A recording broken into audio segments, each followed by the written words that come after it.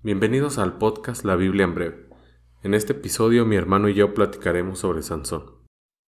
Indudablemente la historia de Sansón o parte de ella es conocida tanto por los creyentes como por los no creyentes. Es conocido como ese superhombre con una fuerza descomunal, pero a la vez un hombre débil ante la tentación de una espía de los filisteos. Y creo que muchas veces se ha hablado de Sansón, pero en este episodio daremos énfasis a cosas que muy pocas veces se han abordado sobre este personaje. Y la historia de Sansón, cuando la ponemos en el tiempo y el espacio, tiene como antecedente las campañas que lideró Josué para entrar en Canaán. Y tiene algo que me gustaría resaltar, que la generación que había vivido tanto los milagros del Éxodo en la salida de Egipto, como los milagros para entrar a la tierra prometida, se había acabado, había terminado. Y había surgido una nueva generación que se desviaba una y otra vez tras dioses de pueblos ajenos que los rodeaban, cayendo así en una infidelidad continua hacia Dios.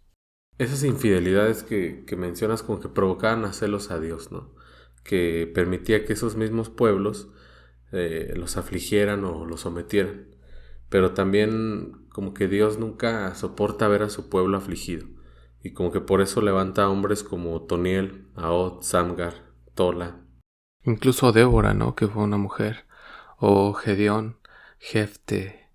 Pero si te das cuenta, todos ellos cumplieron un rol o una misión importante para cada uno en su tiempo, que era liberarlos a los israelitas de los opresores, y al mismo tiempo también pudieran regir al pueblo en cuanto a la ley. Es por eso que se les llamó jueces. Y podemos decir que la vigencia de los jueces empieza desde la muerte de Josué, como mencionas, hasta el nombramiento de Saúl como rey, ¿no? Con una figura intermedia entre profeta, juez, sacerdote que fue Samuel. Es cierto, pero un poco antes de Samuel, en el capítulo 13 del mismo libro que lleva el nombre de Jueces precisamente, aparece la historia de Sansón, en una era o en un dominio filisteo por parte de los opresores hacia el pueblo de Israel. Puede decir que en ese tiempo era cuando los filisteos estaban en su auge, ¿no? Se habían como mezclado más en algunas de las tribus de Israel, ¿no? En este caso la tribu de Dan. Y es curioso, ¿no? Porque también Sansón es el 13º juez de Israel. Sí, es curioso, ¿no? Verso capítulo 13 y 13º juez. Y de hecho también su nombre es, pues no curioso, sino significativo por lo que representa sus letras en hebreo. Porque podríamos transliterar directamente que Sansón podría decirse Shemesh, pero el significado es muy interesante de su nombre. Sí, que como que difícilmente se detiene uno a pensar qué significa Sansón. Como que tenemos más presente el significado de otros nombres bíblicos como Samuel, Daniel, Josué, a el nombre de Sansón, ¿no? Y tiene un significado. Sí, Sansón significa directamente del hebreo, por sus letras en hebreo, como decíamos antes, el que sirve a Elohim, es decir, el que sirve a Dios. Y cuando ves la historia de Sansón ya en retrospectiva, nos damos cuenta que su nombre llevaba ya impregnada la misión que tenía que traer, ¿no? Cumplir. Sí, hablando de servicio, Sansón como juez sirve históricamente 20 años, ¿no? Entre el año 1070 al año 1050. Y es el último juez, por llamarlo así, en servicio de solo juez, ¿no? Porque después vendría Elí como sacerdote y juez, y Samuel como sacerdote, profeta y juez. Y cuando analizamos cada juez de manera individual, vemos que tenía una misión peculiar y singular. Pero Sansón quizá fue el más singular de todos, porque gozó incluso de un privilegio que solo le fue concedido a una persona más en el Antiguo Testamento. ¿Y cuál sería ese privilegio que Sansón compartió con otra persona en el Antiguo Testamento? Que tanto Sansón como Isaac fueron profetizados por el ángel de Jehová en cuanto a lo especial que sería su nacimiento y también lo especial de su dedicación hacia Dios.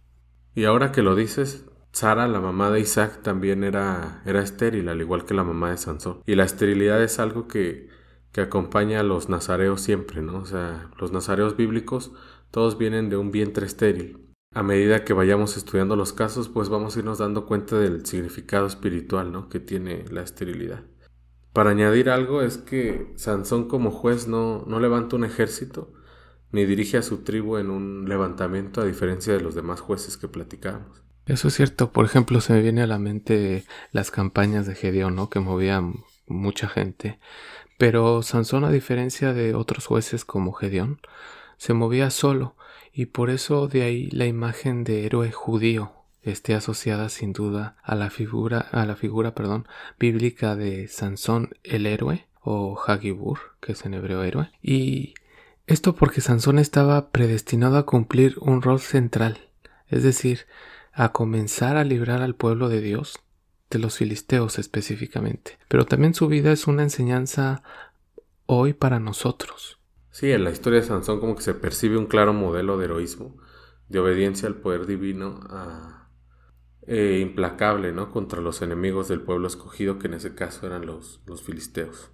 Y ya viendo a Sansón como ese modelo de heroísmo que estamos mencionando, por las hazañas que realizó y que también tienen un significado que va más allá de una simple historia pues de fuerza o superioridad heroica, podríamos mencionarlas muy a grosso modo. Y yo pondría como primera la lucha que tiene con el león cuando lo despedaza con sus propias manos. Y creo que es un símbolo de lo que haría también él con sus manos en el templo filisteo, al último, ¿no?, del relato bíblico. Y en general con toda la sociedad filistea. Y tiempo después es en el cadáver de ese león que encuentra como un panal de miel, ¿no? Y creo que estaría bien incluir la frase que alguna vez mencionabas, que sintetiza como una enseñanza espiritual en estos versículos. Sí, esa frase es del hermano John Bunyan, que fue el autor del libro del Progreso del Peregrino, muchos lo conocerán. Y dice así, cito directamente: las tentaciones, cuando las encontramos por primera vez, nos parecen como ese león rugiente que se abalanzó sobre Sansón. Pero una vez que las logramos vencer, la próxima vez que las encontraremos ya ahí un panal de miel dentro de ellas. Y es interesante la enseñanza que plantean, porque la Biblia dice en 1 de Pedro 5:8 que Satanás está como león rugiente buscando a quien devorar. Y muchas tentaciones del enemigo pueden manifestarse así, como un león que nos quiere devorar. Pero ahí tenemos que hacer uso como del Espíritu de Dios para poder vencerlos, para poder despedazar esa tentación, y que después encontremos en esa misma tentación destruida una enseñanza dulce, ¿no?, de la maravillosa misericordia y cuidado de Dios. Y es ahí donde la Biblia sorprende, ¿no?, porque como que todo lo que está en la Biblia nos enseña algo. Todo lo que está en la Biblia sin duda nos enseña algo y nos da más claridad en cuanto a las cosas que están escritas, entre que las leamos una y otra vez, como las siguientes hazañas que hizo, porque podríamos decir que no tienen un significado espiritual como tal, pero sí demuestran cómo Dios lo utilizó para debilitar precisamente a los filisteos. Porque si recuerdas, cuando quema los cultivos filisteos con ese relato fantástico, diría yo, e incluso legendario, que amarra en las colas de las zorras teas y quema viñas y olivares, en el contexto histórico de la sociedad filistea, que era una sociedad totalmente agraria, Dios lo utiliza para golpear significativamente las finanzas o la economía filistea, ¿no?, el poder de su fuente donde se financiaban para las campañas contra Israel. Y después, cuando mata con la quijada de un asno en Jueces 15 a un ejército de 1000 filisteos, nos menciona la Biblia, no solamente creo yo que está debilitando un ejército en cuanto a bajas, sino moralmente. Pero creo que va más allá, inclusive porque Dios lo utiliza para golpear, por así decirlo, potencialmente a la tasa poblacional filistea. Porque estos hombres que salieron en su vigor a la guerra, pues ya no volvieron.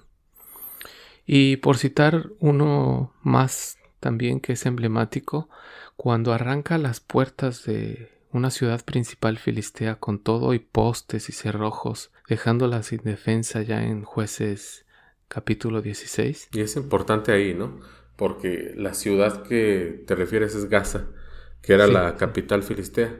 Y dice que aún después de arrancar las puertas de la ciudad, que sin duda estaban pesadas con todos los cerrojos, pues eran las puertas de una capital, hace un recorrido de 70 kilómetros con las puertas sobre la espalda. Y sabemos que son 70 kilómetros porque es la distancia que hay entre Gaza y Hebrón. Esas hazañas son las que lo plantean como el héroe, pero un héroe que tiene su poder en Dios, porque a diferencia de la copia, por así decirlo, de Sansón, que es Hércules, o otros héroes de la mitología griega o romana, Sansón no era un semidios, sino un hombre con virtudes y poderes especiales directamente otorgados por Dios. Y es por eso que antes de cada hazaña realizada por Sansón, dice que el Espíritu de Dios vino sobre Sansón y entonces hizo las hazañas que mencionamos. O sea, como que el Espíritu de Dios era el poder, ¿no? de Sansón. Si ese espíritu que venía sobre él, creo que ahí está el misterio del poder de Sansón. Bueno, no creo, de hecho ahí está el misterio del poder de Sansón. Porque los filisteos tuvieron que contratar, si te das cuenta, a una espía para encontrar la procedencia de su fuerza, porque tal vez ellos pensaban que estaba en un amuleto, en un conjuro, ¿no? Y a pesar de este vigor extraordinario que tenía Sansón, la Biblia no nos enfatiza en su apariencia, sino que nos los presenta como un hombre común. Y tiene sentido porque si Sansón hubiera sido un hombre como con mucha musculatura, como un Hulk, o como estamos acostumbrados a esas ilustraciones de un Sansón muy grande, muy musculoso, si hubiera sido así, se hubiera percibido de dónde venía su fuerza. Pero yo creo que el hecho o la intriga que tenían los filisteos sobre de dónde provenía la fuerza de Sansón era por eso, porque era un hombre común que sorprendía con su fuerza y una fuerza que radicaba en el poder de Dios. Y ahí está la fuente, como decíamos antes, de su fuerza, ¿no? El poder de Dios. Porque Sansón sin duda podía herir a los filisteos de una manera brutal, incluso de una manera verdaderamente supernatural. Pero esta fuerza, que era un milagro, pues moraba en su interior por medio del Espíritu omnipotente de Dios, que lo hacía muchísimo más fuerte que todos sus enemigos. Y esta fuerza, como sabemos, radica en su cabello esencialmente, su cabello de nazareo, es decir, en los mechones o las guedejas de las que nos habla el capítulo 16 de Jueces. Y llegamos como al momento del significado, ¿no? El vórtice de la historia de Sansón, su cabello. Pero no es que fuera como que Dios quiso que la debilidad de Sansón fuera su cabello, sino que el cabello de Sansón representaba algo más allá de simplemente ser su cabello o traerlo largo. Y era esa condición de nazareo, ¿no? Porque Sansón desde el comienzo de su historia es descrito como un nazareo. Sí, de hecho su nazareo está bien definido en el versículo 5 del mismo capítulo 13 que comenzamos, y dice así, leo, pues he aquí que concebirás y darás a luz un hijo, y navaja no pasará sobre su cabeza, porque el niño será nazareo a Dios desde su nacimiento, y él comenzará a salvar a Israel de mano de los filisteos. E incluso nazareo desde el vientre, ¿no? Porque 2 versículos después dice que el ángel le pidió a la mamá de Sansón que no bebiera vino ni sidra ni tocara cosa inmunda, porque Sansón iba a ser nazareo a Dios desde su nacimiento hasta el día de su muerte.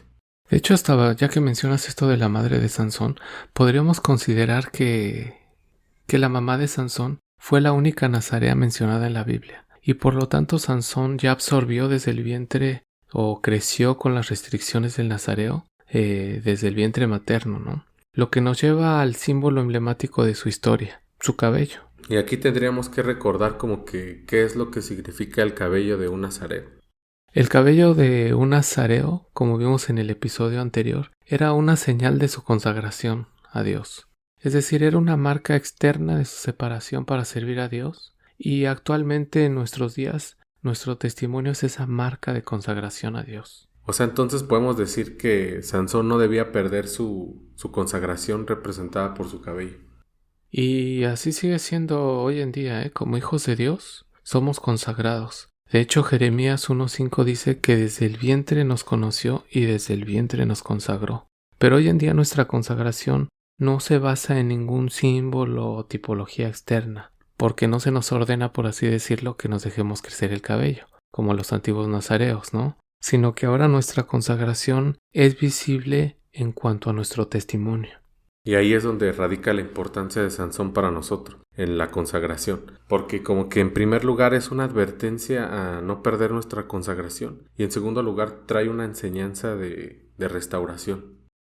Y yo creo que para llegar al punto de estas dos enseñanzas que mencionas, que me parecen muy relevantes, de misericordia y de restauración, podríamos abordar cómo es que fue la caída de Sansón. Es bien sabido que ya todo el mundo conoce lo que es la caída de Sansón, pero el relato bíblico lo que nos narra es que la seducción de Sansón fue lenta y hasta progresiva por parte de Dalila.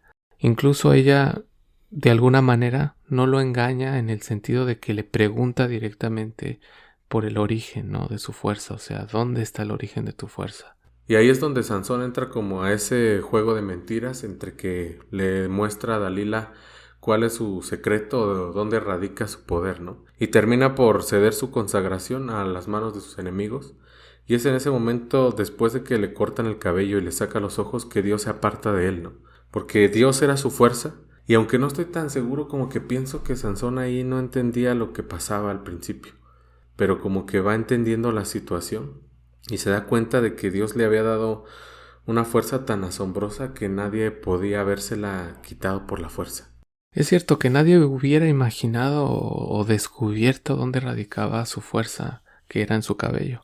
Y al mismo tiempo, este cabello de Sansón pues no era más que un símbolo de su relación o de su consagración nazarea hacia Dios. Es por eso que los filisteos se dieron cuenta que no podrían vencerlo nunca por la fuerza, y optaron por tenderle una trampa en cuanto a su debilidad directamente. Y es ahí donde Sansón juega con eso, como que usa el símbolo divino de su consagración, su cabello, como un juego frívolo, ¿no? Con una mujer que esencialmente era una espía, una prostituta y trabajaba para el enemigo.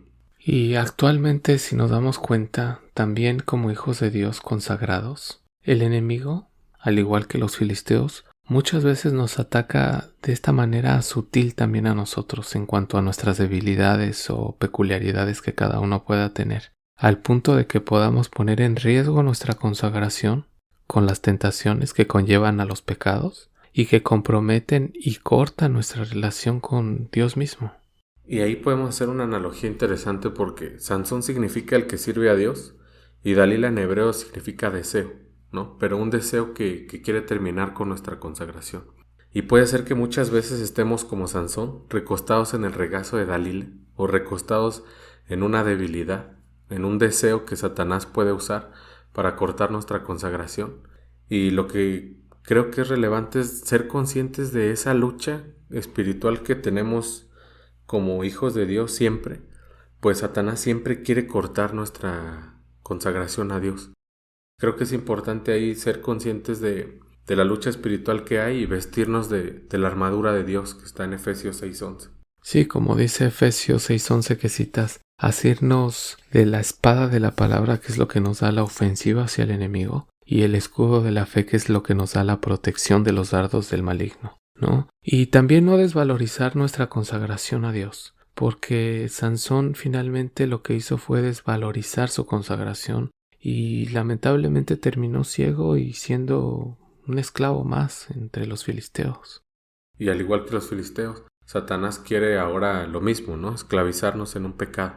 Y es algo que sería una pérdida para nuestras vidas en muchos sentidos, pues nos aparta de nuestra relación con Dios. Fíjate que ahora que hablamos de la vista que perdió Sansón y de la fe que tenemos en la palabra, que es la espada, el escudo que mencionamos antes, me acordé de lo que dice Hebreos 12:2. Dice, puestos los ojos en Jesús, el autor y perfeccionador de nuestra fe. Y yo pensaba que como creyentes es lógico tener fe, pero no ser del todo fieles a Dios.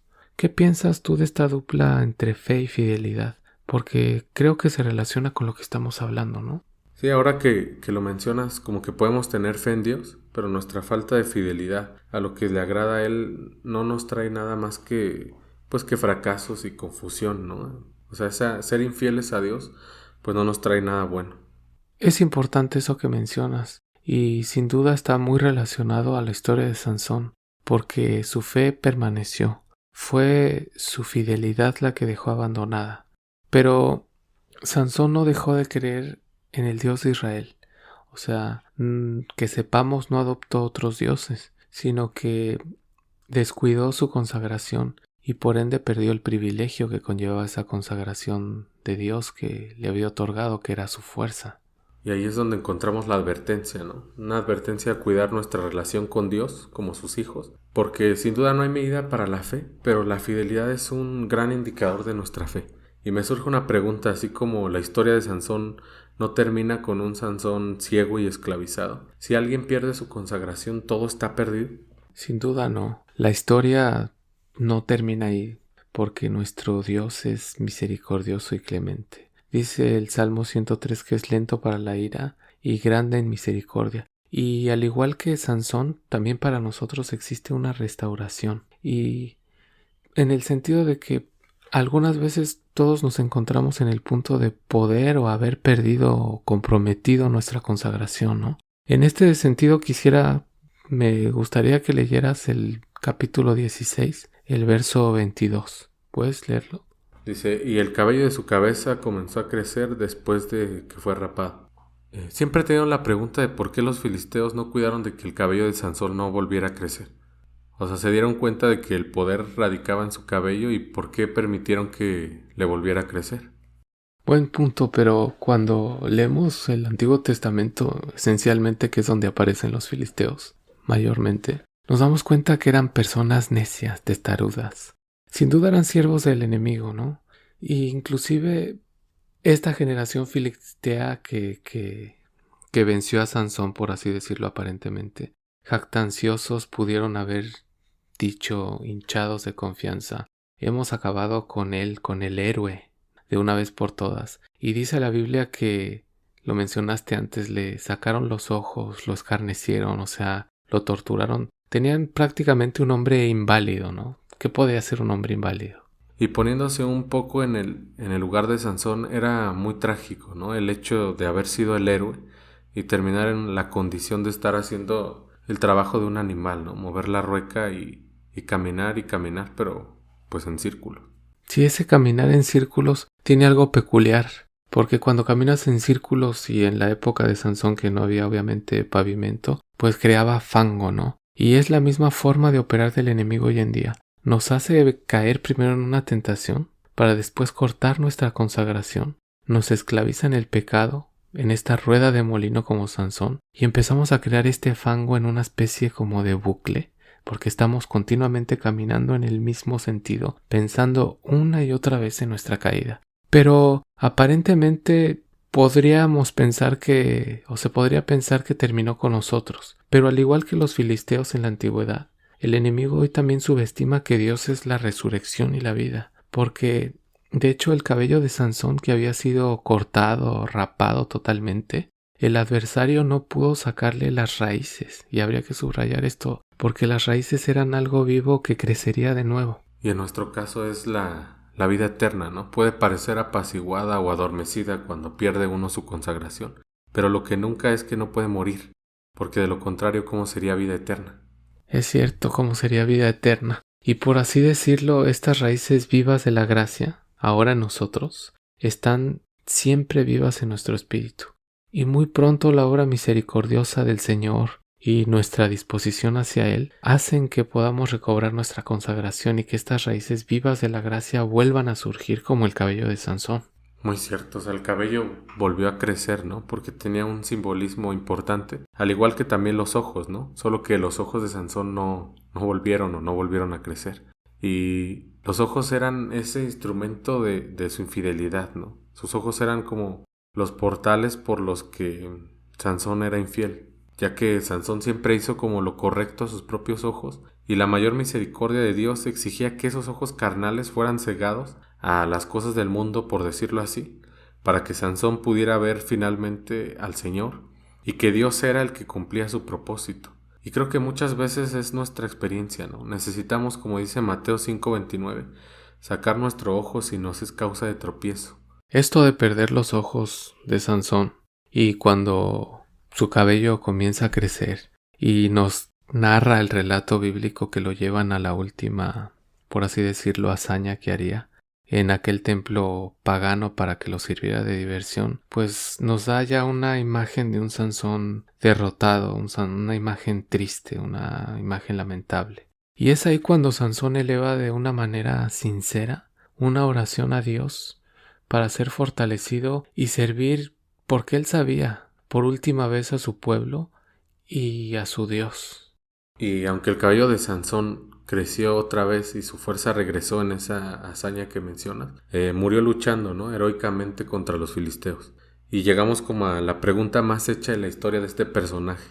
¿Cumplió su propósito? ¿O Sansón cumplió su propósito? Esa pregunta de que si cumplió su propósito no me parece crucial en cuanto a la historia de Sansón, porque muchas veces se le ha abordado como un fracaso nada más. Pero lo cumplió primeramente al dejarnos estas dos enseñanzas espirituales, tanto de advertencia como de restauración. Y también lo cumplió en su tiempo y espacio geográfico, este propósito por el cual fue predestinado. Esto lo vemos en el capítulo 13, específicamente en el versículo 5. ¿Puedes leerlo? Dice: Pues he aquí que concebirás y darás a luz un hijo, y navaja no pasará sobre su cabeza, porque el niño será nazareo a Dios desde su nacimiento, y él comenzará a salvar a Israel de la mano de los filisteos. Ese comenzará del que nos menciona el versículo 5 es lo que describe de manera muy clara que Sansón no iba a acabar del todo con los filisteos, sino que iba a comenzar a salvar a Israel por parte de estos filisteos incircuncisos. Viéndolo de esa forma, parecía que Sansón hacía las cosas por su voluntad o por su propia estrategia, pero en realidad era Dios, ¿no?, quien estaba operando con la finalidad no de derrocar a los filisteos, sino de comenzar a liberar al pueblo de Israel, ¿no?, de los filisteos, como dice el versículo. Es verdad, porque la estrategia de Dios en cuanto a Sansón, este Sansón héroe, como vimos al comienzo, golpeando con crisis económica que generó al quemar la cosecha, bajando la tasa poblacional de la sociedad filistea con los miles que mata, y la vulnerabilidad que le ocasiona la misma capital filistea al arrancar las puertas con todo y postes. Son hazañas heroicas que nos dan muestra de este cumplimiento, ¿no?, de este comenzar a salvar. Y su última acción, ¿no?, que también es muy importante y es como un poco, pues sí, es un martirio, ¿no?, y está sintetizada en la frase que dice: que muera mi alma junto a la de los filisteos. Fíjate que esta última hazaña detuvo significativamente lo que era el yugo filisteo sobre Israel, hasta el punto de que pudieron reagruparse años mucho después, cuando surgen con una copia de Sansón que es Goliat, ya en los tiempos del reinado de Saúl. Donde el Señor ya no necesita un Sansón como libertador, sino un joven con fe, ¿no? Y a manera de conclusión de este episodio, podrías leer Hebreos 11:32. Dice así: ¿Y qué más os digo? Porque el tiempo me faltaría contando de Gedeón, de Barak, de Sansón, de Jefte, de David, así como de Samuel y de los profetas. Y es importante darnos cuenta que, así como menciona Hebreos, todas las historias de estos personajes bíblicos no están ahí como meros hechos históricos, ¿no?, sino con un propósito espiritual para nosotros. Porque todas esas cosas, como dice Romanos 15:44, fueron escritas por nosotros y para nuestra enseñanza fueron escritos. Y ahora llegamos como a la conclusión de este episodio. Yo creo que al final todos nosotros como hijos de Dios somos consagrados con nuestras virtudes y talentos especiales que a cada uno Dios nos ha dado, nos ha dotado. De ahí que haya la necesidad de cuidar nuestra consagración. Porque al igual que Sansón, el Señor nos requiere estratégicamente también para hacer testimonio en nuestras familias, en nuestros trabajos, universidades. Es decir, ser luz. Hoy en día ya no hay filisteos, pero como dice el apóstol Pablo, nuestra lucha está principalmente dentro de nosotros y también en la esfera espiritual. Muy cierto, nuestra guerra es una guerra espiritual, una guerra contra el enemigo que quiere cortar nuestra consagración. Así que tenemos que ser conscientes de la situación en la que nos encontramos y saber identificar si estamos cometiendo algo o estamos a punto de perder nuestra consagración. Y si es el caso de que nuestra consagración está comprometida o ya se perdió, lo que tenemos que hacer es, como dice el Salmo 51:17, volvernos al Señor con un corazón contrito y humillado. Así que cualquiera que sea nuestra situación, no olvidemos cuidar nuestra consagración a Dios.